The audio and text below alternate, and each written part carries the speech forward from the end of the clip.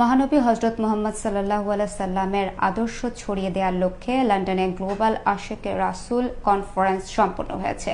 বিস্তারিত থাকছে সহকর্মী এমডি সুয়েজ মিয়া রিপোর্টে।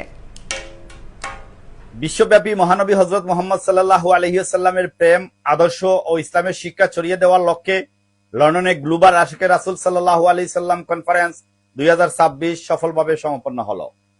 রোববার পূর্ব লন্ডনের মেফেয়ার ভেন্যুতে অনুষ্ঠিত সম্মেলনে ইসলামের আদর্শ, মানবতার কল্যাণ এবং আধ্যাত্মিক জীবনে বিভিন্ন দিক তুলে ধরে বক্তব্য রাখেন অনুষ্ঠানের মধ্যমণি ও প্রধান অতিথি ইমাম প্রফেসর ডক্টর কুদরতে খুদা।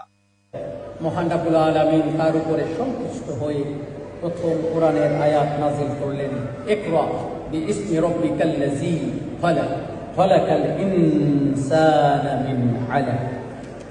সন্ধ্যা 6টায় পবিত্র কোরআন তিলাওয়াতের মধ্য দিয়ে শুরু হওয়া সম্মেলনে ইসলামে তাসাউফের গুরুত্ব, ঐশী প্রেম ও আত্মিক জাগরণ, মুর্শিদের ভূমিকা এবং মুহাম্মদী ইসলামের তাৎপর্য সহ বিভিন্ন গুরুত্বপূর্ণ বিষয়ে বক্তব্য রাখেন মালয়েশিয়ার প্রতিনিধি এআর মুহাম্মদ ফৌজি বিন সানি, সুইডেন প্রতিনিধি এআর মাহবুব জুবেরি, বাংলাদেশ প্রতিনিধি অ্যাডভোকেট এজি মাহমুদ, লন্ডনের কান্ট্রি কোঅর্ডিনেটর মহিউদ্দিন খান, আশেকে রাসূল আমিনুর রহমান, সিরাজুল ইসলাম এবং আব্দুল সালাম প্রমুখ। I'm from Canada. I'm truly grateful and honored to be able to join this beautiful religious gathering with my family.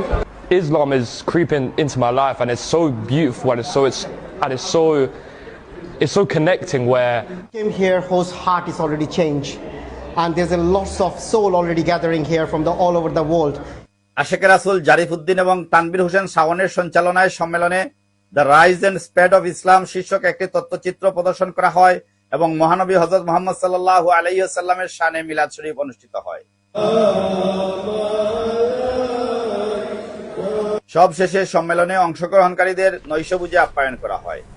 MD Suez Mia, ATN Bangla, UK.